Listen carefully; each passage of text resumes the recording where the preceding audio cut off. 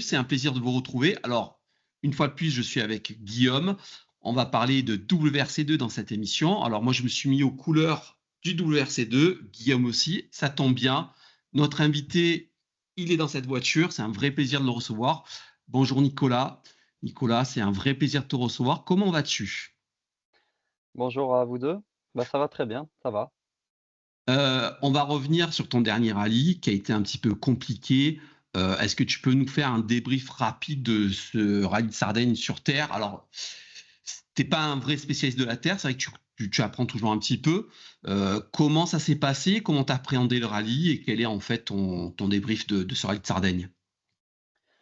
Bah, c'est sûr que je suis un peu déçu de ne pas avoir pu, faire le rallye entier parce que je manque vraiment de roulage sur terre, c'était pas une stratégie de rouler, presque que sur l'asphalte ces dernières années. C'était que voilà, j'avais pas l'opportunité de faire autrement, mais la terre en plus je préfère ça à l'asphalte et en championnat du monde, il y a beaucoup de terre donc c'est sûr que pour moi c'est une vraie lacune et il faut absolument que je roule. J'ai un déficit énorme par rapport à mes adversaires en WRC2 de roulage sur cette surface, donc il faut absolument, que j'essaye de le combler et le seul moyen, c'est de faire des kilomètres. Donc cette année, voilà, j'avais fait le Kenya, bon qui est un rallye sur terre certes, mais c'est pas vraiment un rallye où on attaque, très fort et pas très souvent surtout parce que voilà, il faut vraiment préserver la voiture et puis la voiture était dans une spec complètement différente. C'est plus une voiture, ça se rapproche plus d'une voiture de rallye raid en exagérant.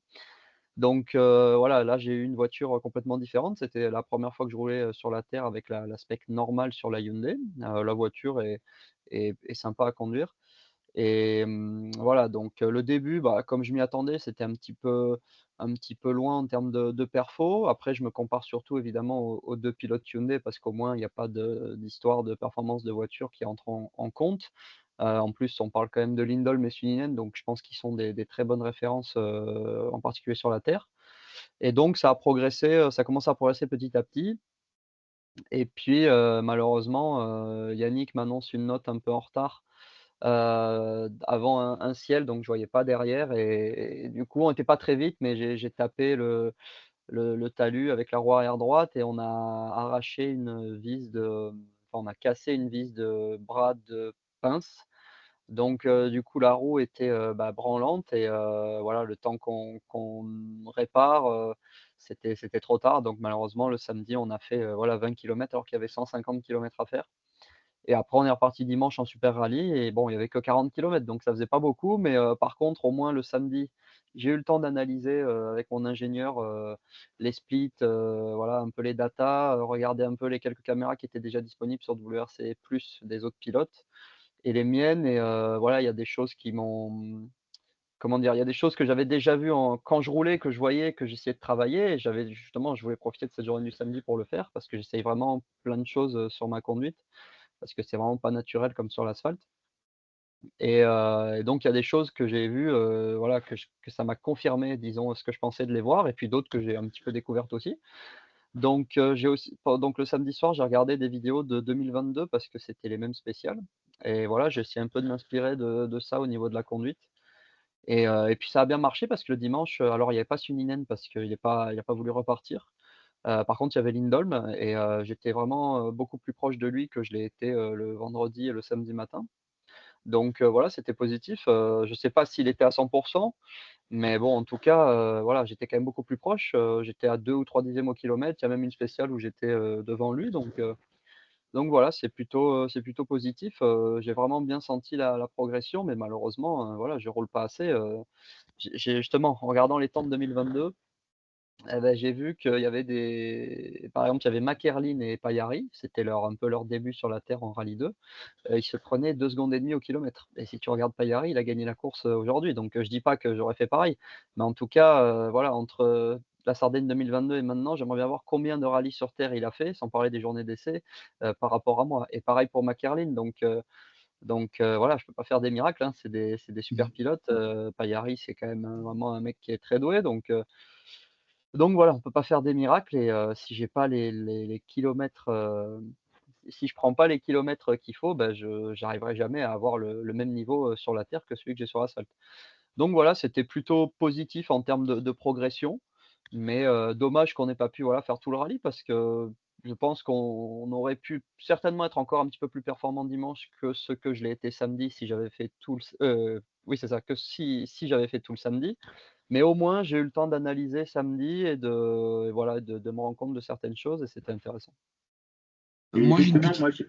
moi, Oui, je vas-y. rebondis un petit peu sur ce que tu as commencé à dire, Nicolas, c'est-à-dire que un peu pour le grand public, faire un déplacement au Kenya, on peut s'attendre à ce que ça coûte vraiment cher. Et est-ce qu'il n'aurait pas été plus intéressant de faire deux manches sur la terre en Europe plutôt qu'un déplacement lointain? Alors après, je sais aussi il y a énormément d'aides financières qui sont proposées aux différentes équipes justement pour aller au Kenya et rendre le plateau un petit peu plus intéressant.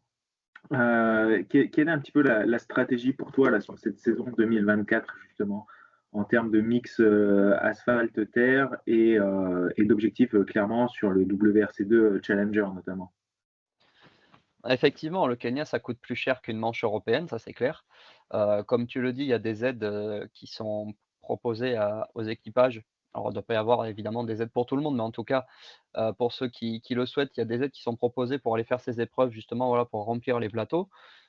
Donc cette idée, elle vient pas de moi à la base, c'est le team justement, voilà, qui a entendu parler de ça et qui m'a proposé, cette option. Et nous, on a trouvé ça intéressant parce que, bah, voilà, c'était un rallye sur terre, c'est un nouveau rallye que j'avais jamais fait et effectivement, si tu allais au bout, c'était un moyen de marquer des points facilement parce qu'il y avait très peu de concurrence en WRC2. C'est pour ça que Kajetanovic, c'est tous les outre-mer chaque année aussi. Donc voilà, on y est allé, on a fait 4e. Aujourd'hui, sur un rallye comme la Sardaigne, bah, si j'avais fait tout le rallye, j'aurais pas fini 4e. Donc en termes de points pour le championnat, c'était intéressant. C'était une belle expérience aussi, même sans parler du rallye parce que c'est quand même très, très différent de ce qu'on a en Europe, hein. C'était vraiment une découverte sympa et je parle pas du rallye, mais vraiment de la comment dire? De la culture, vraiment du pays. Et donc voilà, la stratégie en fait, c'était ça. C'est qu'avec les aides qui sont proposées, ça coûte pas plus cher, enfin disons que c'est parce que l'écart est pas non plus, gigantesque. Il y a quand même un écart, mais c'est pas du simple au double. Donc disons qu'avec les aides, ça permet de compenser et d'arriver au même prix qu'une manche, européenne.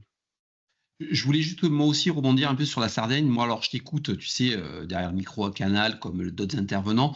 On parle souvent, tu sais, des rallyes 1 sur la terre avec le balayage, pas le balayage, la dégradation des spéciales.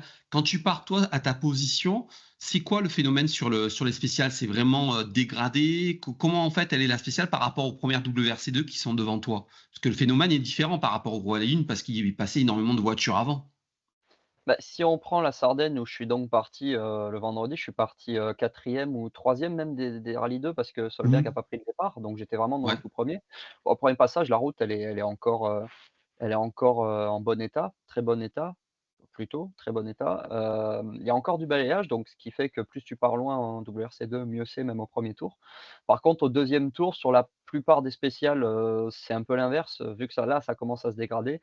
Il vaut mieux être devant que derrière, sauf certaines spéciales où je dirais que ça se stabilise. S'il y a un sol assez dur, ça se stabilise et là, c'est un peu tout le monde, je dirais, est au même niveau. Par contre, c'est sûr que pour les rallyes, hein, bien sûr, le phénomène est beaucoup plus important. Mais nous, en tout cas, voilà, en général, on va dire que la plupart du temps, c'est le premier tour, il vaut mieux être derrière et le deuxième tour, il vaut mieux être devant. Je dirais qu'à choisir, je préfère être devant, je préfère partir dans les premiers parce qu'il vaut mieux avoir une route un peu moins balayée au premier tour parce qu'elle est déjà quand même un petit peu par les rallyes 1, et de moins subir la dégradation du deuxième tour parce que c'est quand même, vraiment cassant, selon les rallyes. Mais en tout cas, en Sardaigne, cette année, c'était quand même, bien cassant au deuxième tour.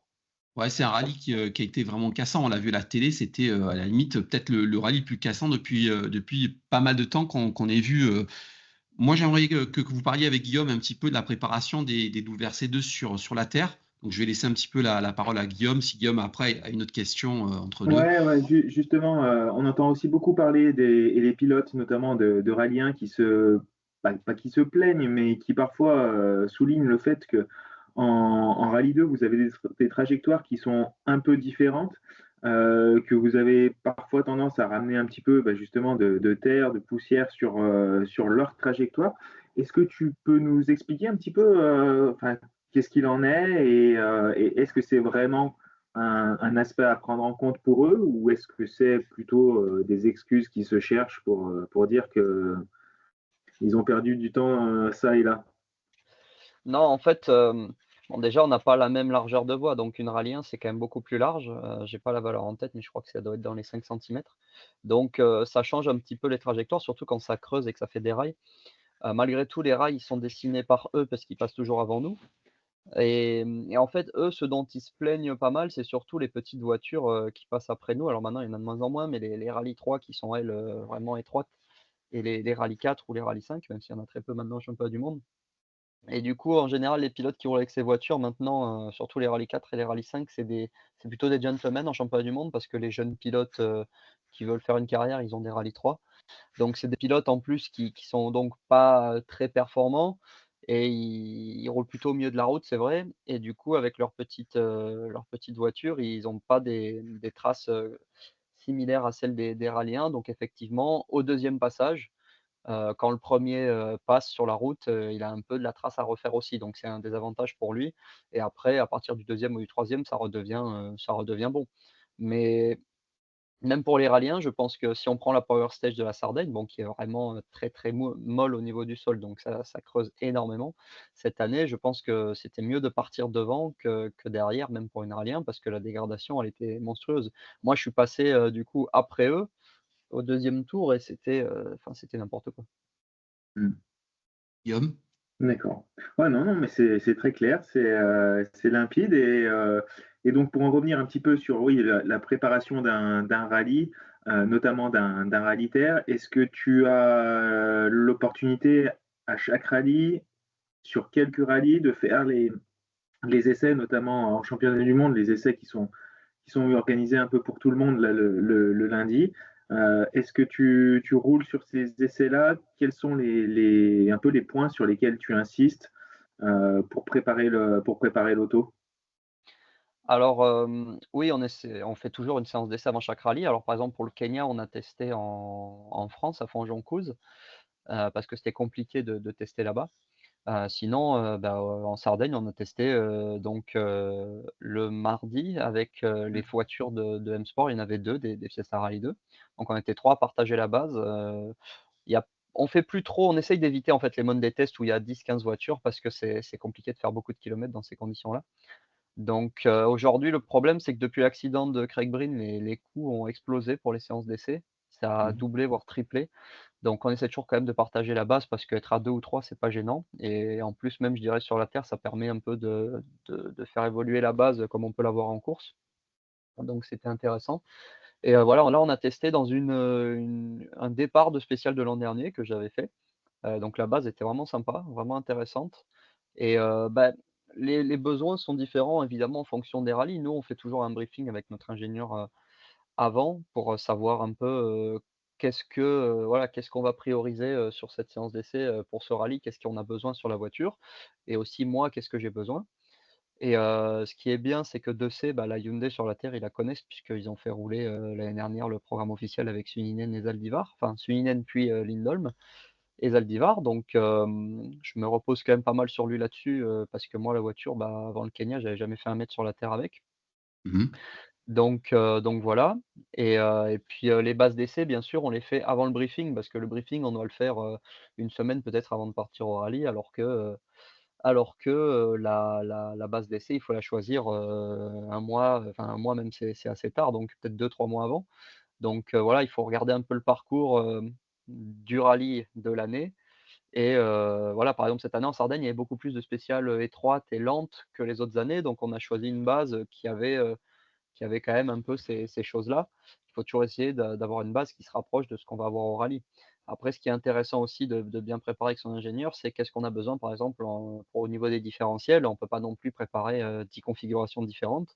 Donc voilà, au début même de l'année, je disais, c'est un peu trop, tu me fais tester un peu trop de configurations. À la fin, presque on s'y perd. Donc maintenant, je vais demander qu'on ait, par exemple 2 configurations avant et 2 configurations arrière maximum à tester. Parce que, voilà, après c'est à lui de de faire le tri avant et après moi je veux bien en essayer, voilà, 2 devant, 2 derrière, ça fait déjà 4 combinaisons Et voilà, ça par exemple, c'est des choses qui sont assez importantes sur une rallye 2. Il y a la hauteur de caisse évidemment, parce que entre le premier et le deuxième passage, souvent on roule plus haut au deuxième parce que la route s'est creusée. Donc voilà, il y a plein de choses, il y a des essais de pneus. On avait un nouveau pneu dur en Sardaigne qui marche beaucoup mieux que l'ancien, donc c'était intéressant de le tester. Donc voilà, il y a quand même, pas mal de choses à à prendre en compte. Guillaume? Bon, écoute, oui, après d'autres questions, j'en ai Mmh. plein, notamment si on va dire, on met le doigt là un petit peu là où ça peut faire mal, concernant cette fameuse Hyundai Rally 2, ses performances. On a l'impression que ce soit en championnat de France sur asphalte ou en championnat du monde, qu'il y a quand même un gap en termes de performance par rapport au C3, par rapport à la Skoda notamment. Qu'est-ce que tu peux nous en dire à ce sujet? Est-ce que c'est quelque chose qui est en cours de développement? On sait qu'il y a eu une évolution moteur qui est arrivée, qu'il y en a une autre qui est en cours. En termes de châssis, est-ce qu'il va y avoir de nouvelles évolutions que tu attends avec impatience, j'imagine? Alors effectivement, c'est vrai qu'aujourd'hui, Hyundai ne s'en cache pas, la voiture, n'est pas la plus performante. Pour une raison, je pense assez simple, c'est que les autres, voitures reçoivent quand même des évolutions entre guillemets, on va dire régulièrement. La Hyundai, bah, moi j'ai roulé avec en 2022, cette année, c'est la même en fait. Il y a pas d'Evo, il y a pas de vrais Evo, à part l'Evo moteur qu'on a eu en Croatie qui a fait un pas en avant, c'est vrai, mais qui n'est pas non plus, miraculeux. De toute façon, c'est pas le moteur le plus important, même si c'est quand même important. Ce qu'il faut savoir aussi, c'est que cette année, les bougies après chambre de combustion ont été interdites en Rallye 2 et la Ford Fiesta et la Hyundai étaient les 2 seules voitures à les utiliser. Et donc, bah, la Fiesta, déjà, le moteur, c'était pas son point fort et maintenant donc c'est une catastrophe, je pense, sans les bougies. Et la Hyundai a aussi quand même, pas mal perdu de ce côté-là. C'est pour ça que, voilà, au Kenya, au Monte-Carlo, j'avais pas l'évolution au moteur et ça manquait vraiment, beaucoup de performance à ce niveau-là. Et depuis l'Evo en Croatie, voilà, ça a quand même rattrapé, une bonne partie du retard, même s'il en manque encore un petit peu. Mais c'est plutôt au niveau du châssis, alors sur la terre, la voiture là, quand j'ai roulé avec en Sardaigne, j'avais rien de choquant, en particulier. Je pense juste que ça manque un peu globalement de performance par rapport aux autres, je crois que ça manque beaucoup de débattement en fait, surtout par rapport à une Toyota ou une Skoda. Et sur l'asphalte, oui, sur l'asphalte, moi je trouve que l'épure est pas, idéale parce que la voiture prend énormément de roulis, mais on a et donc pour compenser ça, tu es obligé de la durcir. Mais donc quand tu la durcis, bah, tu réduis ton adhérence et c'est ça qui fait que c'est compliqué. Surtout en championnat du monde où tu as des spéciales vraiment très différentes voilà, d'une à l'autre et c'est ça qui fait que la voiture c'est compliqué d'avoir de la polyvalence avec la voiture, voilà. Donc en championnat national, c'est un peu plus simple parce que, tu as des spéciales qui sont un peu plus similaires dans la majorité des cas et tu as des pneus un petit peu plus performants aussi, tu as une essence un petit peu plus performante et bon, même si en France ça roule très vite, en WRC2 ça roule encore un petit peu plus vite et puis tu as 10 mecs qui vont vraiment très vite donc tout ça fait que c'est compliqué. On voit que Lindholm en Suède, il a eu du mal. Au Portugal, bon, Suninen, on n'a pas eu trop le temps de voir, mais le peu Non. qu'il a fait, il n'était pas tout devant. Mick, c'était pas devant non plus et après il s'est mis, en tonneau et puis là, en Sardaigne, bah, Suninen et Lindholm, ils étaient aussi, voilà, ils ont fait quelques bons temps, mais au global, ils étaient, on va dire, à 4-5 dixièmes au kilomètre des premiers. Quand l'année dernière, Suninen, avec la même voiture, il était en tête avant de casser une jante et Suninen, voilà, c'est incontestable que c'est une référence en Rallye 2. L'année dernière, quand ils l'ont remis dans la Rallye 1, il était, quasiment capable de faire des podiums. Je sais même pas s'il en a pas fait un, je sais plus. Mais, voilà c'est sûr que c'est pas simple. Après, ce qu'il faut prendre en compte aussi, c'est qu'il y a pas de version, enfin disons qu'on n'a pas de voiture usine, ni moi, ni Lindholm, ni Suninen. On a des voitures, clients et en WRC2, il y a des voitures usines. On prend la Skoda de Solberg par exemple, ou je pense même la plupart de celles de Tokspor ou les 2 Citroën de Rossel et Gryazin ou la Toyota de Payaris, c'est des voitures usines, donc même si c'est peut-être 2 dixièmes au kilomètre l'écart, bah, ça fait encore 2 dixièmes au kilomètre qui se Mmh. rajoutent et à la fin, bah, ça fait que, ouais, c'est compliqué de lutter. Alors moi sur la terre, j'ai pas le niveau, donc c'est pas pour l'instant la voiture qui me limite, mais sur l'asphalte, je pense que oui, j'ai le niveau pour jouer devant et en Croatie, c'était compliqué de se battre avec eux, ouais. En termes de poids, justement, il m'a semblé entendre ici et là que que la Hyundai était sensiblement au-dessus du poids réglementaire et au-dessus de ses concurrentes. Est-ce que c'est réellement le cas? J'ai entendu du 50 kilos qui commence déjà à faire du 3-4 dixièmes au kilomètre, quoi. Alors je pense que la Skoda et oh là, j'ai perdu. Oui, la Toyota? Toyota. Voilà, la Toyota. Skoda et la Toyota sont elles, très, très bien à ce niveau-là. Ça c'est clair, comme, on l'était aussi avec la Polo, on était bien l'an dernier. Maintenant la Fiesta je sais pas, mais en tout cas la Citroën et la Hyundai sont au-dessus du poids, ça c'est sûr. Nous de notre côté, 2C fait un super travail de ce côté-là parce qu'on arrive à être, assez proche du poids mini, aussi bien sur la terre que sur l'asphalte. J'ai vu, enfin j'ai pas vu, j'ai su un peu les poids, de Lindholm et Suninen, en Sardaigne. C'était plus lourd que nous, c'était quand même, vraiment plus lourd que nous donc voilà, 2C de ce côté-là, ils ont bien bossé. En plus, nous, on a la chance, de pas être trop lourd avec Yannick, surtout moi, mais même lui pour la taille qu'il fait, il est pas bien lourd. Donc voilà, on s'en sort bien, mais effectivement, je pense que la voiture, telle qu'elle est de base est assez lourde, mais la C3 l'est aussi et ça n'empêche pas d'être performante. Mais effectivement, plus tu es léger et mieux c'est et 2C de ce côté-là, ils ont vraiment fait un super boulot. Moi, j'ai une petite question sur les voitures du WRC2. Enfin, j'en ai deux. Qu'est-ce que toi tu penses, vu de l'extérieur, de la nouvelle Toyota? Est-ce que ça peut vraiment être l'arme fatale dans les saisons qui arrivent? Alors moi, je l'ai essayé sur l'asphalte en Tu l'as décembre. essayé? Oui. Ouais, j'ai essayé sur l'asphalte en décembre et j'étais vraiment, enfin j'ai trouvé ça vraiment bien. C'était performant, ça ressemble un petit peu à la Polo en comportement, c'est très, comment dire? Très précis, très vif. Donc ça, c'était vraiment agréable. Le moteur, je trouvais que ça manquait un peu de couple, mais c'était quand même pas mal. Et ce qui est apparemment vraiment, comment dire? Vraiment, bah, performant de leur côté, c'est qu'ils ont un débattement, que personne d'autre n'a parce que la voiture, en fait, a été conçue pour être une voiture de course et ça doit être la seule à être dans ce cas-là. Donc sur l'asphalte, ça sert toujours, mais sur la terre, ça sert encore plus et apparemment, ils ont un débattement qui est juste, monstrueux. Et donc la base est très bonne. J'étais un peu surpris de leur chrono Monte-Carlo parce que pour avoir essayé la voiture justement, en décembre dans des conditions Monte-Carlo, je pensais qu'ils feraient mieux. Mais par contre depuis, ils se sont bien rattrapés parce que voilà, en quelques mois déjà la voiture elle est vite partout, hein. Paillari était très vite en Croatie, là en Sardaigne, il a gagné. Donc ouais effectivement, c'est sûr que ça ça risque d'être, peut-être, l'arme. Après on voit que la Citroën a bien progressé aussi sur la terre, elle était très performante avec Rossel. En Sardaigne, la Skoda, bah, il faut jamais les enterrer, hein, elle est déjà là et ils ont pas encore fait, beaucoup d'Evo depuis qu'elle est sortie, voire quasiment aucune donc voilà. Après pour revenir sur ce que tu disais tout à l'heure Guillaume, je t'ai pas répondu au niveau des évolutions. Donc oui, on a eu le moteur et il y a des Evo châssis qui devaient arriver et apparemment on n'aura plus aucune évolution de l'année en fait, que ce soit moteur ou châssis.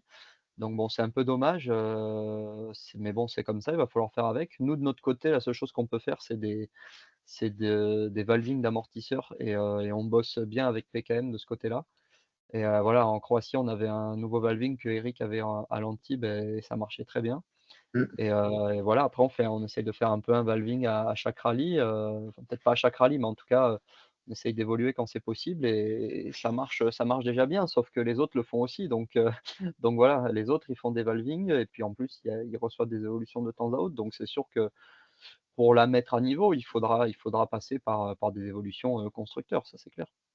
Et pour rebondir un petit peu, là-dessus, est-ce que justement, de par la proximité géographique que tu peux avoir avec Éric Camilleri, avec Hugo Marguillan aussi qui découvre un petit peu la voiture cette année en championnat de France, est-ce que vous arrivez à échanger, ouais, à travailler un petit peu dans des directions similaires peut-être pour améliorer la voiture, récupérer des datas, est-ce que c'est des choses qui se font un petit peu entre vous? Alors, avec, Hugo, alors je le connais Hugo, hein, bien sûr, on s'entend bien, mais on n'a pas échangé, du tout sur la voiture. Avec Eric un petit peu, mais en fait, ça se fait plutôt au travers de nos ingénieurs que nous directement, mais on a un peu les mêmes remarques, on trouve un peu les mêmes défauts et les mêmes qualités à la voiture. On roule, je pense qu'on roule pas trop éloigné en termes de setup, l'un et l'autre. Après, si on prend, les 2 finlandais, là, c'est un peu plus éloigné, surtout avec Lindholm. Par contre, Suinen, c'est plus proche. Suinen, c'est plus proche et ils discutent, un petit peu avec 2C aussi, enfin surtout, l'an dernier et voilà, c'est vrai que l'an dernier, ils trouvaient un peu les mêmes défauts que l'on a nous, enfin que l'on trouve nous à la voiture. Donc c'est plutôt rassurant dans un sens qu'on trouve tous, qu'il y ait les mêmes choses qui soient, gênantes et les mêmes choses qui soient positives. Donc ça veut dire que voilà, c'est pas, d'un pilote à l'autre, l'avis va être complètement différent. Nous, on a un peu tous le même avis.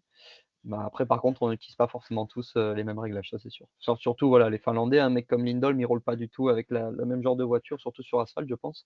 Mais, après les 3 autres, je pense que, voilà, Suninen, moi et Eric, je pense qu'on est plutôt proche de ce côté-là. Quelle est la suite de ton programme en championnat du monde cette saison?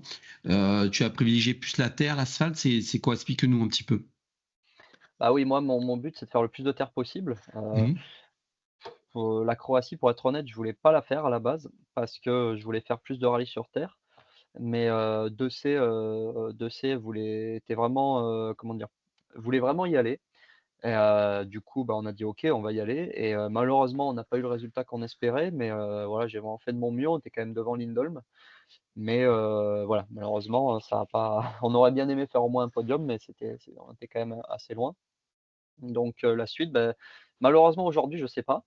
Il va se passer quelque chose, hein, bien sûr, mais je sais pas encore, quelle épreuve. Moi, j'aimerais bien faire la Finlande vraiment pour continuer à rouler sur la terre et faire au moins un de ces rallyes, rapides, maintenant il y en a quand même 3 dans le calendrier cette année, donc c'est important d'être bon là-dessus aussi. Maintenant voilà, je sais pas si ce sera le cas, mais mon Mmh. but, ouais, c'est de faire le plus de terre possible. À la base, je pensais qu'on serait un petit peu plus serein, sur, le déroulé de la saison, mais ça s'est un petit peu compliqué, on va dire, depuis, 2 ouais, 1 mois ou 2, mais c'est pas de notre faute. Mais voilà, on va quand même réussir à faire quelque chose. D'accord.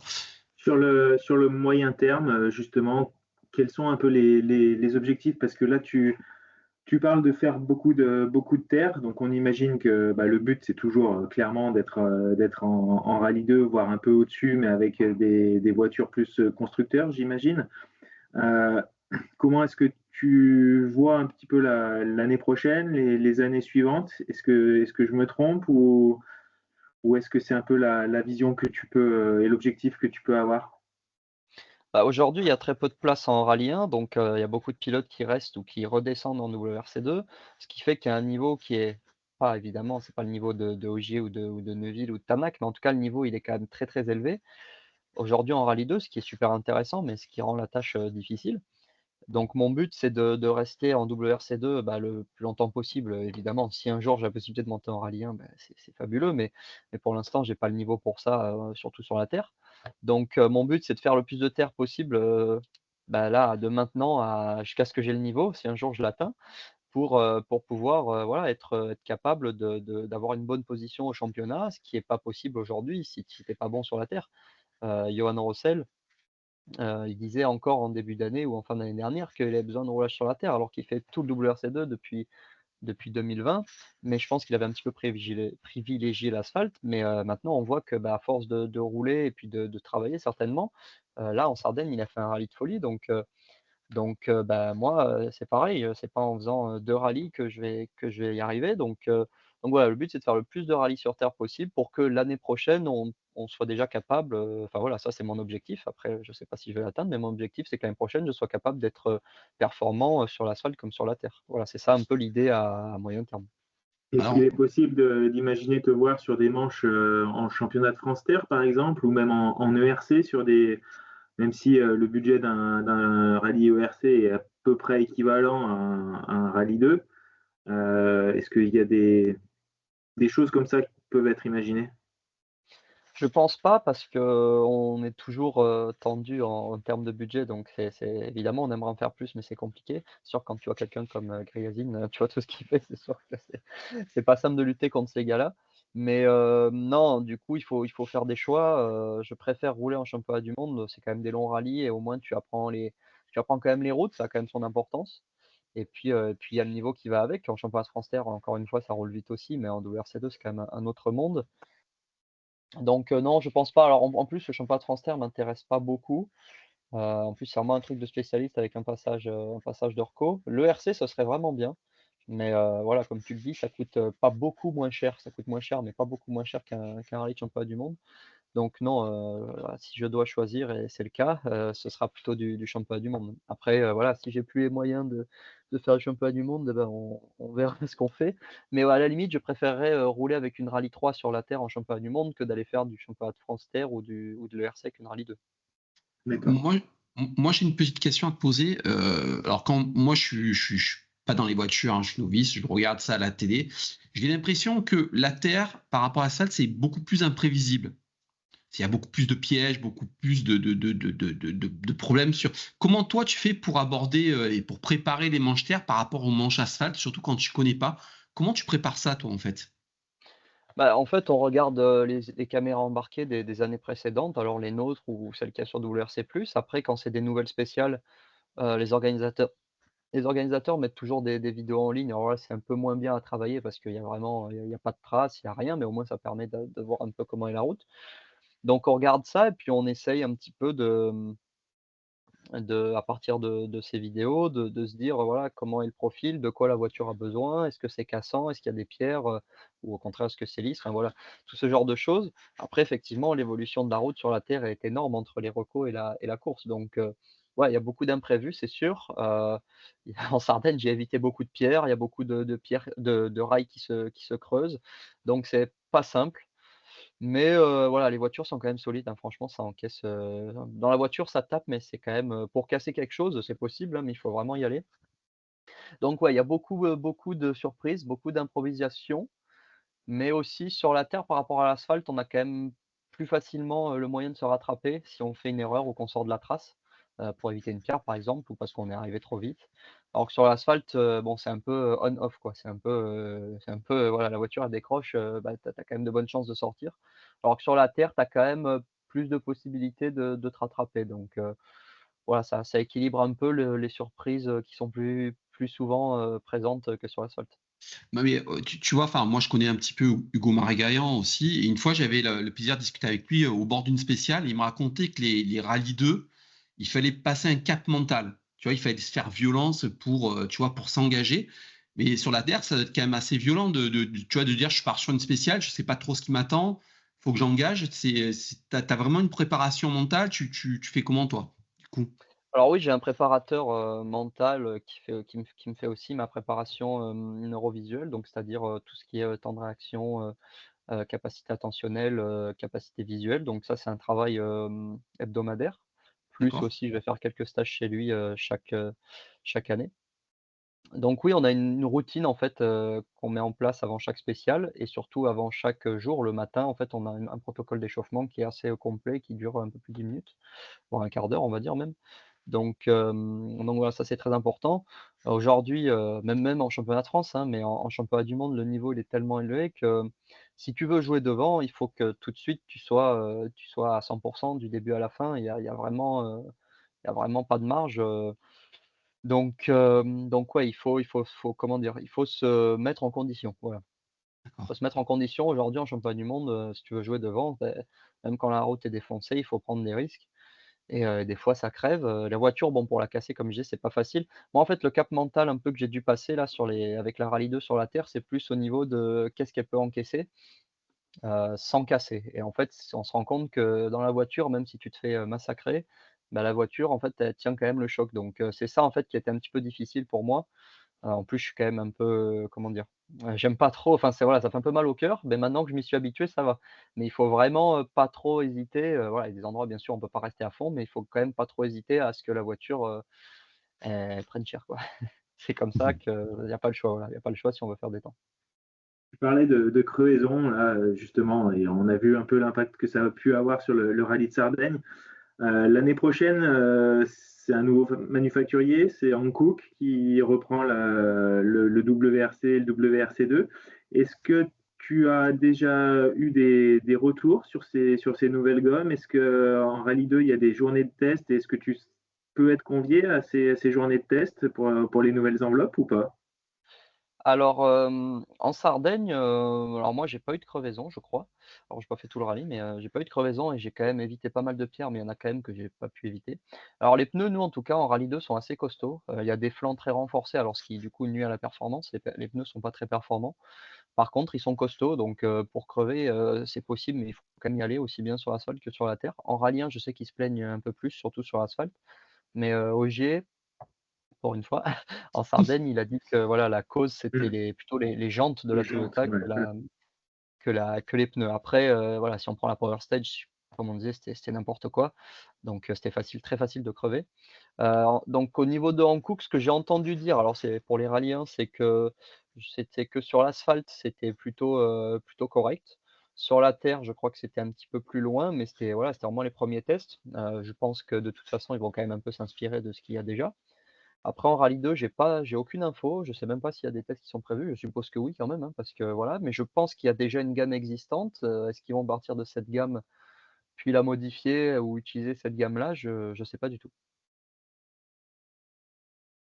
D'autres questions sur le mondial, Guillaume? Non, sur le mondial, pas forcément. Je pense qu'on va Parce que assez moi, vite je suis rebasculer sur ouais, les expériences précédentes. parce que moi, je suis le spécialiste, tu sais, des questions pièges. Alors, avant chaque émission, je dis, il n'y a pas de questions. Guillaume, il déteste ça parce qu'à chaque fois, je le piège sur un truc. Tu sais, moi, j'ai eu la chance de te connaître, de te suivre depuis de nombreuses années à travers mon site, à travers beaucoup de trucs. J'ai eu la chance aussi d'habiter dans le sud et de te voir au Var, à l'Antibes, à plein de trucs. Moi, je te cache pas qu'il y a une caméra embarquée où je me suis pas du tout remis. C'est l'arrivée de la Couillole en Alpine Avec en, l'Alpine, 2000 ouais. en 2011. Tu as gagné d'ailleurs. Master, ouais. Dis-moi, la nouvelle Alpine, ça te dirait pas d'aller faire un petit tour dedans? Est-ce que ça peut gagner en France, à ton avis? Ah oui, oui, largement. Bah, j'ai gagné avec la version, RGT, donc Non, mais la GT+, ça doit pouvoir gagner.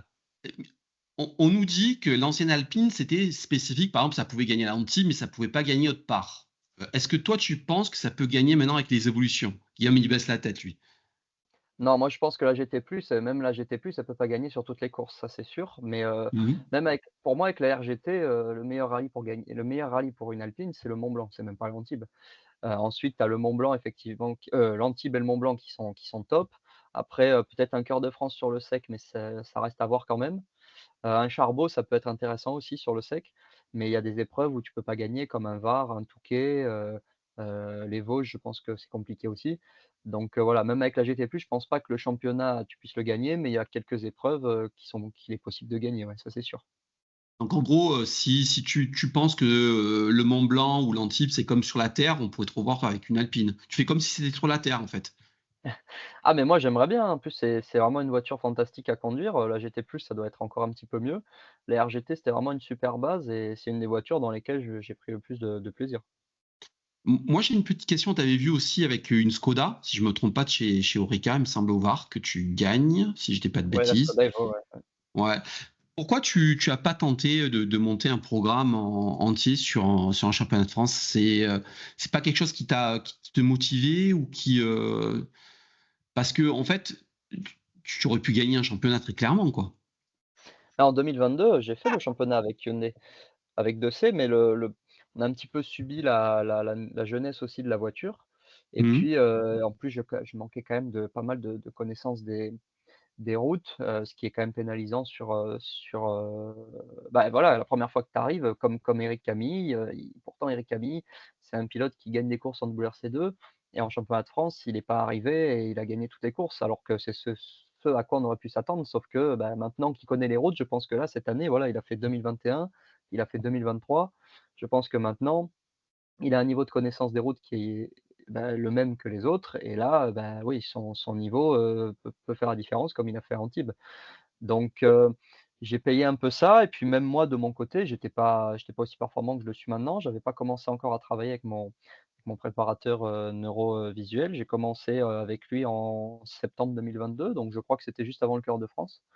Donc voilà, il y avait, la machine, le pilote, l'inexpérience des routes, on va dire. Je connaissais certaines épreuves comme le Var par exemple, mais il y en a que je connaissais, très peu. Je les avais pas faites depuis 3 ans, alors que quelqu'un comme Johan Bonato, ça fait 20 ans qu'il fait les spéciales, chaque année. Donc c'est sûr que de ce côté-là, c'est difficile de lutter. Mais une fois que tu te mets à niveau, enfin, que tu as la même connaissance qu'eux, là, tu peux te battre. Je pense que si j'avais refait le championnat en 2023, là, on aurait peut-être eu, nos chances pour gagner, mais en 2022, c'était compliqué. Malgré tout, on fait troisième à 1 point de Johan et on a eu 2 casses Mhm. mécaniques. Je crois que lui, il en a eu une, donc on aurait pu faire deuxième, mais après, on n'aurait pas pu gagner.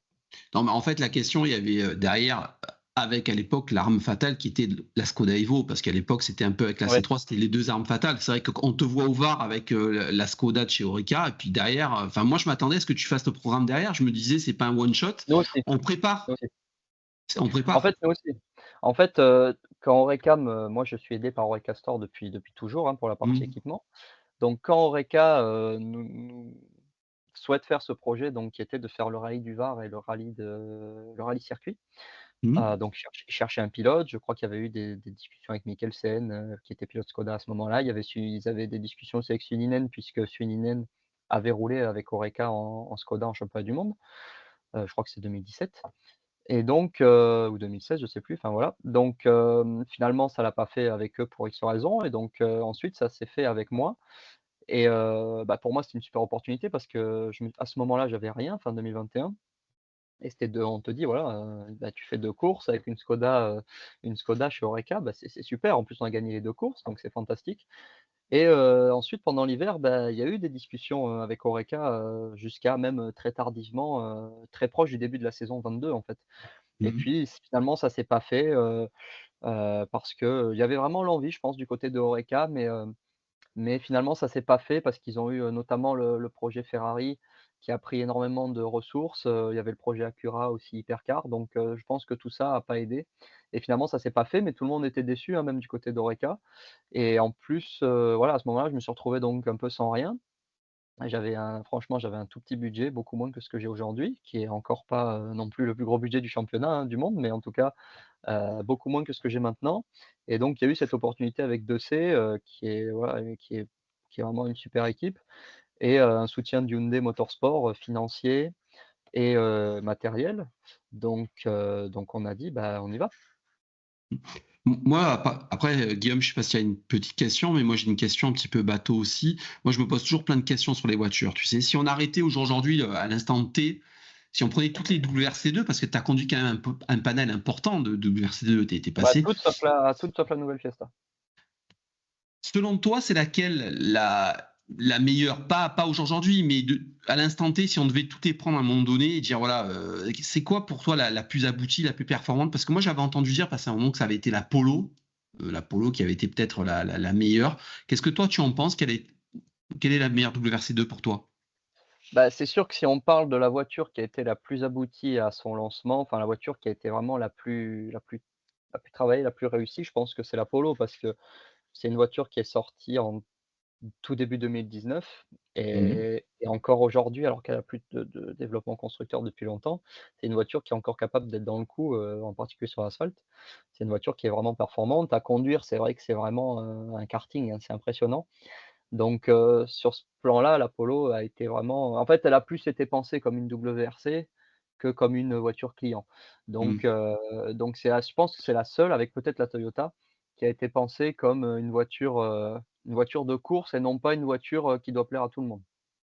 Donc heu, donc c'est vrai que la Polo, c'est incroyable de ce côté-là. Après la Skoda, les Skoda, ça reste toujours des valeurs sûres en fait. C'est toujours performant, c'est fiable, c'est facile à conduire, quand tu essayes les 3 générations, tu retrouves 3 fois ces choses-là.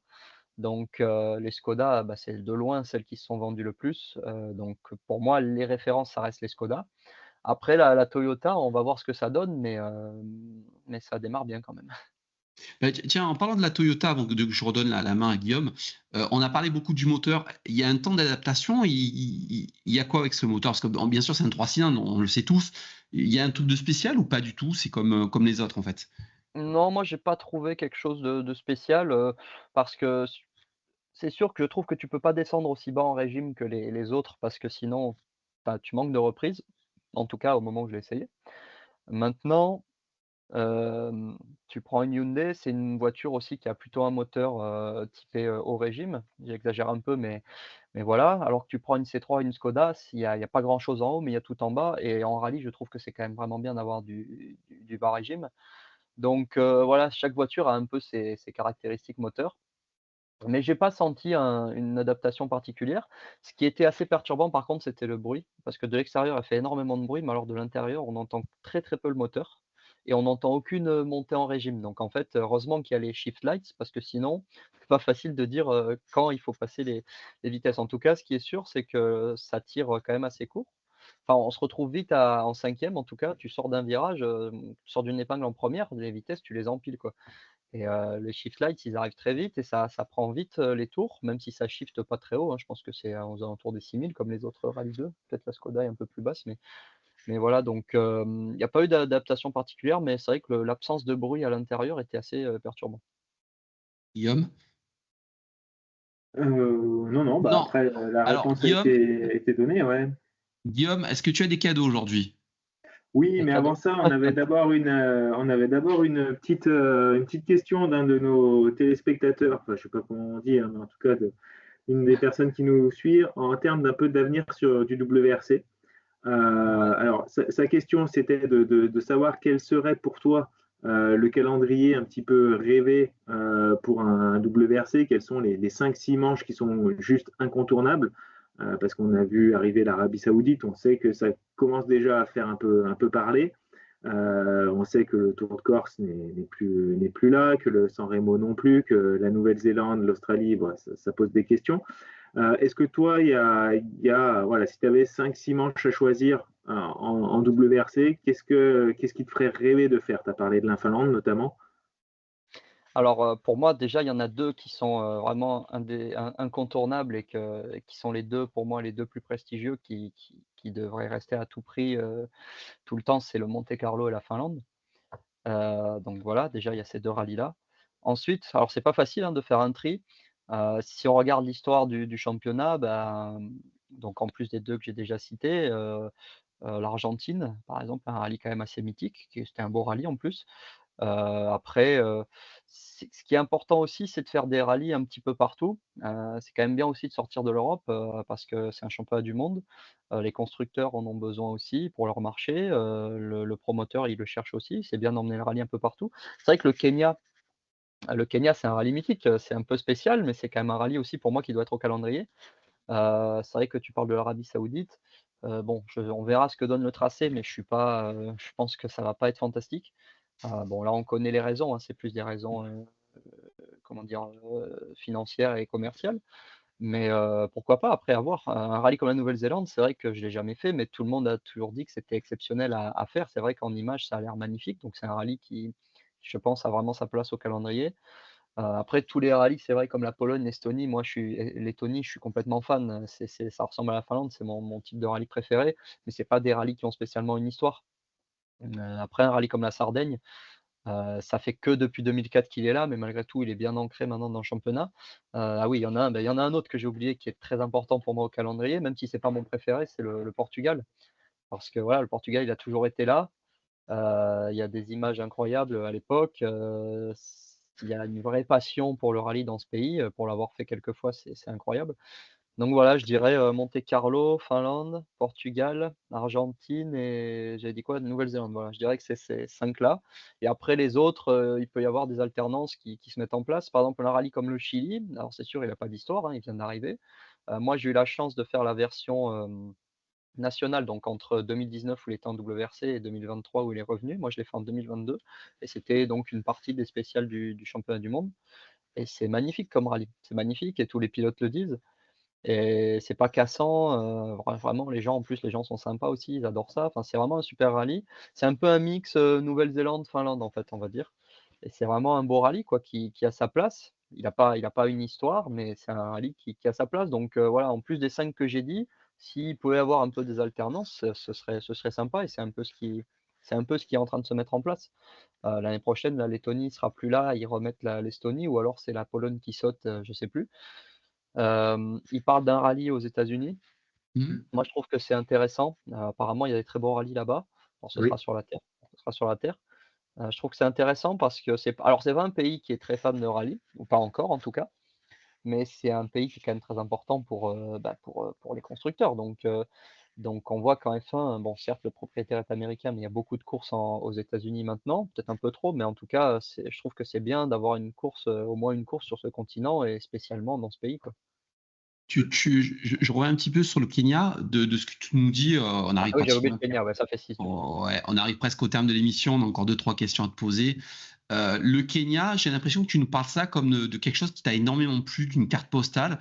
Est-ce que tu te rends compte, toi, quand tu es en spécial, de ce qui se passe autour? Parce que on a vu, tu vois, les caméras extérieures, les hélicos avec les animaux, enfin tout ce qui se passe. Est-ce que toi, tu t'en rends compte, un petit peu compte dans la voiture? Et quel souvenir tu gardes de ce rallye? J'ai l'impression que ça t'a marqué, tu en parles comme un rallye qui t'a beaucoup plu. Bah, alors j'étais un peu sceptique en y allant, enfin sur le rallye en lui-même parce Mmh. que voilà, des vidéos que j'avais vues, c'est le rallye le plus cassant de l'année, par portion en tout cas, mais globalement, c'est quand même le rallye le plus cassant de l'année. Donc pour une rallye 2 c'est très compliqué, j'avais demandé, bah, tu vois, j'avais demandé à Seb Ogier, un peu, s'il avait pas deux trois trucs à me donner, pour ce rallye. Il m'a dit: «Avec une rallye 2 ça va quand même pas être simple» et il avait pas tort. Donc non, en fait, ce qui m'a marqué, c'est l'expérience, globale parce qu'on est allé, avec le promoteur, en fait, on a été invité à faire un safari, enfin par le promoteur, on a été invité à faire un safari, le week-end avant la course. Donc j'étais avec, donc il y avait mon copilote et puis il y avait, Neuville, Evans et Munster. Donc déjà l'expérience était top. Moi, c'est vrai que je suis très, très fan, des animaux et donc c'est incroyable de les voir dans ces conditions-là. Et puis ensuite, ouais, c'est tellement dépaysant en fait, voilà l'environnement, le pays, enfin les gens, les animaux, toute la culture, tout est tellement différent, même du Chili. Le Chili, c'était déjà dépaysant, mais là, c'est vraiment tu prends une claque et l'expérience globale, j'ai vraiment aimé quoi. Les gens sont vraiment heureux de vivre là-bas, alors qu'ils ont rien, pour la plupart d'entre eux, donc c'est aussi une leçon de vie, intéressante, je trouve. Après le rallye en lui-même, bah, les spéciales sont magnifiques en fait, quasiment toutes, sauf que voilà, c'est un peu trop cassant, donc ça, c'est un peu dommage. Mais c'est plus l'expérience globale, donc le rallye plus tout ce qu'on a Mmh. vécu et qu'on a vu autour, que le rallye en lui-même qui m'a marqué. Mais même le rallye, c'est quand même une expérience parce que voilà, c'est plus un rallye d'endurance que de vitesse et il y avait pas de pression, on était très peu en rallye 2, j'étais vraiment en mode découverte donc oui, on a eu vraiment le temps de se rendre compte, de ce qui nous arrivait. Donc effectivement, je pensais pas, que ça me fasse cet effet-là, mais ça m'a vraiment marqué, ouais. Les liaisons peut-être étaient, un peu particulières, non? Ah bah, le trafic, ouais, c'est quelque chose là-bas. Ça roule n'importe comment, mais par contre, ils sont alertes, c'est-à-dire qu'ils savent réagir, tourner, freiner, accélérer, contrairement à chez nous où ils sont, bah, ils restent à rien faire, quoi. Voilà, ils ont aucune réaction ici, les gens et j'ai encore vécu hier, j'ai failli me prendre un fourgon qui est sorti dans ma voie en moto, donc c'était pas drôle du tout. Là-bas, voilà, ça roule n'importe comment, mais c'est un bordel organisé, on va dire, donc ouais, le trafic, c'était quand même assez spécial. Les les animaux, un petit peu aussi? Ils sont réactifs aussi, les animaux? Parce qu'on a vu, c'est Lapi qui a eu des petits soucis aussi, c'est ça? Ouais, Il me bah, semble j'ai que c'est failli me prendre les mêmes au même endroit que lui, ah je ouais? les ai pas touchés. Alors malheureusement, j'ai roulé sur des espèces de faisans qu'il y a là-bas, mais eux non, ils sont pas très réactifs. Mais le pays en fait, c'est un peu un zoo quoi, il y a des animaux partout, même à notre hôtel, il y avait des enfin notre hôtel en fait, c'était des petites maisons au bord du lac et il y avait, la nuit ou même la journée, hein, il y avait des girafes, des hippopotames, des zèbres, des phacochères, enfin c'était incroyable quoi, des singes, c'était vraiment impressionnant, vraiment impressionnant. On va y aller, hein, Guillaume, la prochaine fois. Ah bah, ouais, pourquoi pas, ça peut être tentant, ouais, effectivement. Et justement, là, bah, pour terminer un petit peu, tu parlais de rallye d'endurance. On connaît un peu ton appointance aussi pour le circuit. Ouais, tout à fait. On sait que tu t'entraînes beaucoup aussi en moto, en trial notamment. Mais je vois un petit peu sur tes réseaux que dès que tu as l'occasion de mettre les fesses dans un baquet et les mains sur un volant, bah, sur circuit aussi, tu te débrouilles plutôt très très bien. Un petit pronostic là pour la très grosse course qui arrive ce week-end aux 24 heures. Est-ce que tu as des préférences et comment est-ce que tu vois un peu la course? Bah, ce qu'il y a, c'est qu'il va falloir, voir, comment va être, la BOP en fait. On n'a pas le Donc droit d'en parler de ça, hein. ouais, voilà. Non, mais effectivement, ça dépendra quand même beaucoup de la BOP. On voit que l'année dernière, bah, quand même, là, je pense que Ferrari a une BOP très favorable. Cette année, honnêtement, là, je t'avoue que j'ai suivi la journée de test, de loin. J'ai vu que c'est Porsche qui était quand même devant. Donc bah, si la BOP est pas modifiée, je parierais bien sur eux. Ils ont quand même gagné beaucoup de fois. Et puis l'année dernière, ils étaient pas très performants, donc je pense qu'ils ont vraiment envie de rectifier le tir et on sait qu'ils en sont capables. Et après, bah, je pense que clairement, il faut pas enterrer, Ferrari et Toyota qui sont Toyota, voilà, qui sont là depuis des années et qui sont les références. Et on a vu que Ferrari l'an dernier était tout de suite dans le coup. Donc moi, je dirais que ce sera entre ces trois-là, dépendant de la BOP et bien sûr du Mans qui reste une course, où quand même il faut une part aussi de chance. Tu as eu des opportunités de rouler sur du GT ou de l'endurance, là, du P3, du LMP2 ou autre? Bah, j'en ai déjà eu quelques-unes, mais c'était toujours payant, donc je pouvais pas, rajouter ce budget par rapport à Ouais. mon programme rallye. Mais j'aimerais bien faire un peu d'endurance. Franchement, voilà, j'aime bien le circuit, mais j'aime surtout l'endurance. Donc c'est quelque chose qui me plairait. J'ai eu la chance de faire 2 journées de roulage en LMP3. Alors c'était en 2020, je crois. Heu, j'avais roulé à Barcelone et j'avais beaucoup aimé. Alors je trouvais quand même que c'était un petit peu lourd, mais pour la voiture que c'était. Mais j'avais beaucoup aimé. Non, là, malheureusement, justement, depuis l'année dernière, j'ai très peu de roulage en circuit et ça me manque un peu. Mais bon, voilà, on fait avec. On va en conclure avec l'émission. Ça fait déjà 1 heure, ça passe super vite. On a posé plein de questions. Moi, je voudrais juste dire un truc. En fait, quand tu roules pas, je suis content parce que en fait, on te revoit sur Canal+. Et j'adore quand tu es aux commentaires avec Stéphane. Donc, je fais un petit coucou à Stéphane aussi. J'adore quand tu es aux commentaires. Maintenant, je vais laisser la conclusion à Guillaume, qui logiquement devrait avoir des cadeaux. Parce que moi, je suis Oui, méchant et lui, c'est le gentil. Donc, D'accord. ouais, non, mais en général, c'est vrai qu'on aime bien finir nos émissions parce qu'on est en train de finaliser l'ouverture d'une exposition permanente de miniatures sur Saint-Étienne, donc qui s'appelle Automini Racing, là, comme tu as pu le voir.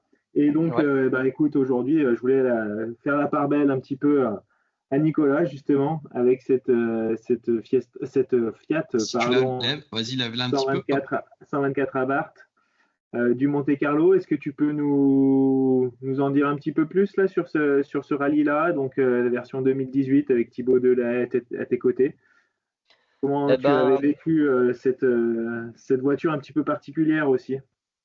ouais, donc c'est une voiture, qui à la base était, pas très fiable et Milano a bien bossé dessus pour la rendre très performante et beaucoup plus fiable. Donc le Monte Carlo, c'était, je pense, mon troisième rallye avec. Oui, parce qu'on avait fait le Var et les Cévennes et le Var. C'était mon premier Monte Carlo, donc c'était quand même pour moi un grand moment. C'est le rallye que j'ai toujours rêvé de faire, hein, étant de Nice, c'est quand même le rallye à la maison et en plus ça reste le rallye le plus connu, du monde. Pas facile, hein, avec une RGT comme ça, dans des conditions quand même assez hivernales en 2018, donc pas mal de neige. Pas facile, on a eu des problèmes dès le début malheureusement et on a abandonné sur, casse de turbo, je crois, voilà, pas le meilleur souvenir, mais c'était quand même un grand moment de faire notre 1er Monte Carlo. C'est Et vrai que moi, juste une petite, pardon, j'avais eu juste la une chance dernière de te petite. voir. Ouais, j'avais eu de la chance de te voir au Var, notamment. C'est vrai que c'était assez dingue les passages avec cette auto. Et c'est dommage parce qu'elle a rapidement disparu, cette voiture. On la voit plus trop rouler, hein. Non, malheureusement, c'est une voiture, en fait, qui est assez difficile à conduire, donc Ah ouais? les gentlemen n'arrivaient pas à s'amuser avec. Heu, qui était très performante en moteur, mais c'était assez compliqué en châssis et en frein. Tu prends une Alpine, bah, c'est beaucoup, beaucoup plus facile à conduire et c'est beaucoup plus performant. Le truc, c'est que l'Abarth, en fait, le développement a été, quasiment inexistant. En fait, la voiture était sortie, mais elle était pas du tout prête. Je pense qu'il y avait un super potentiel, mais voilà, on l'avait bien fait de progresser avec Milano, mais ils avaient pas du tout les moyens d'une usine, donc c'était compliqué. Je pense qu'il y aurait eu, voilà, moyen de faire beaucoup mieux, mais avec ce qu'on avait, je trouve qu'on a réussi à faire quelque chose de vraiment bien, mais c'est sûr qu'une Alpine, c'est clairement plus abouti. Guillaume, tu Et voulais dire? vous aviez, je sais même pas, tu vois, vous aviez une ou deux roues de secours dans la 124? On peut en mettre 2 en fait, la première dans le Et en coffre mettre et la deux? deuxième sous le coffre, enfin sous le D'accord. pare-choc Ouais. arrière comme le faisaient les Ford à un moment. D'accord, ouais, parce que ça, juste pour nos téléspectateurs, c'est vrai que c'est un des gros points un petit peu compliqués de l'Alpine RGT notamment, et c'est pour Oui, ça la qu'on n'en sécurité. voit pas tellement au Monte-Carlo et qu'on pourrait en voir plus, hein, mais c'est vrai que le fait d'avoir une seule roue de secours, et ben, ça te limite très rapidement dans le choix des pneus, et on sait comme c'est important sur un Monte-Carlo, donc c'est pour ça que je Ah oui, posais clairement, ouais. Euh, une toute Et dernière puis, question pour ma part, hein. Après, je laisserai la main à Guillaume. Tu parlais de rallye, tout ça, ça me revient au fur et à mesure. Si tu devais garder un rallye, quel est ton rallye préféré, toi, aujourd'hui? Rallye de Finlande, sans hésitation. Il veut y aller, hein. T'as vu? Il veut ah bah vraiment y ouais, ouais, aller, hein. mais c'est tout Ah, ce j'ai déjà que fait c'est 4 tout ce qu'on fois, peut lui hein. souhaiter. Et il fait tout ce qu'il peut et il est bon commercial, hein. Il se vend, il arrive à se vendre. Non, C'est non, tout ce c'est qu'on peut lui incroyable là-bas. souhaiter. Et moi, je suis convaincu que ça pourrait faire des jolis temps aussi. Et justement, sur un rallye comme ça, où il y a quand même beaucoup moins besoin de relance, enfin, du moteur dans cette partie un peu bas régime, je pense que ça pourrait être super intéressant, même si quand même le fait que les Skoda, avec leur gros débattement, et encore plus les Toyota aujourd'hui, je pense qu'elles vont quand même être être bien devant sur un rallye comme celui-là. Mais c'est tout ce qu'on peut te souhaiter, en tout cas, Nicolas, et puis d'avoir plein d'autres belles expériences sur cette fin d'année, en espérant, pourquoi pas te revoir sur 2 voire 3 manches du WRC2. En tout cas, c'est l'objectif et voilà, j'espère qu'on va y arriver. On te remercie, c'est très gentil d'être venu nous voir, d'avoir pris du temps pour faire la vidéo avec nous. Guillaume, pour conclure? Et pour conclure, tu vois, j'ai été coupé un petit peu dans mon élan, mais c'est vrai voilà, que tu vois, moi aussi, je voulais aussi rappeler, et ça, c'est à monter pour tout bientôt, un des prochains kits. Donc, c'est encore une fois Nicolas qui a la main sur la C3 Rallye 2, Monte-Carlo toujours, qui va rejoindre les expositions. Et puis un dernier petit souvenir aussi un petit peu plus commun, on va dire, où là, c'était la Hyundai. La première Hyundai, voilà, sur le rallye de Grasse auquel on avait pu collaborer ensemble et qui avait été une belle victoire aussi sur ce rallye juste avant qu'il puisse partir faire la Corse avec le team de Stéphane Sarrazin. Donc, c'était le petit clin d'œil. Attends, vous avez travaillé ensemble? C'est ma première victoire au général. Ouais, on avait fait le rallye de Grasse justement. Attends, alors j'ai une question. Il est sympa sur les rallyes, Guillaume? C'est à moi qui pose la question. Ouais, c'est ça. Ouais, c'est à toi. Mais c'est qui toi du coup? Non, mais en vrai, c'est à moi ou à Guillaume que tu poses la question? Non, à toi que je pose. Est-ce que Guillaume est sympa sur les rallyes? Ah oui, bien sûr. J'espère qu'il a pensé la même chose de moi. Guillaume? Mais oui, tout à fait. Après, tu le sais, on échange assez régulièrement aussi par SMS pour des petits encouragements, des petites félicitations sur des beaux résultats. Donc non, ça avait été une très belle expérience. Je me rappelle encore de la neige le dimanche matin pour un rallye de Grasse qui était pas du tout attendu. Donc non, ça avait été une chouette expérience. Donc à renouveler, j'espère. Nicolas, merci beaucoup. Merci énormément d'être venu. Bonne journée. Bonne fin de journée à vous deux. Allez, ça marche. À très bientôt. Allez, à bientôt. Ciao. Salut. Ciao.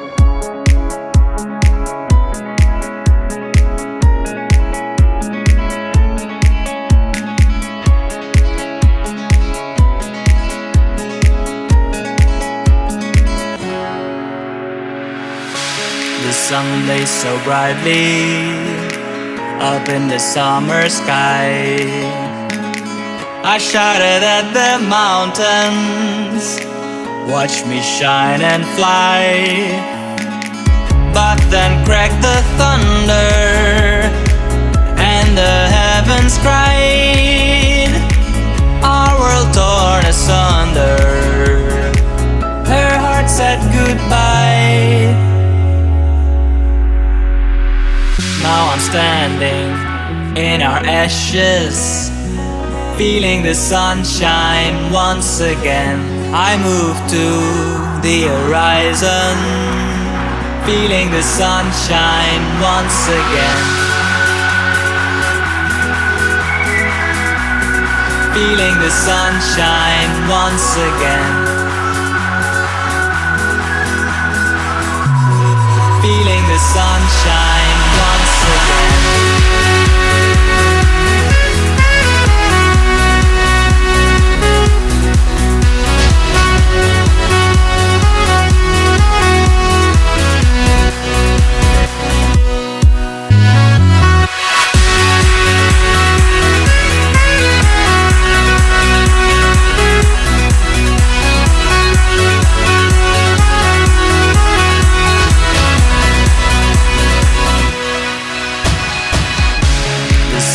So brightly up in the summer sky, I shouted at the mountains, watch me shine and fly.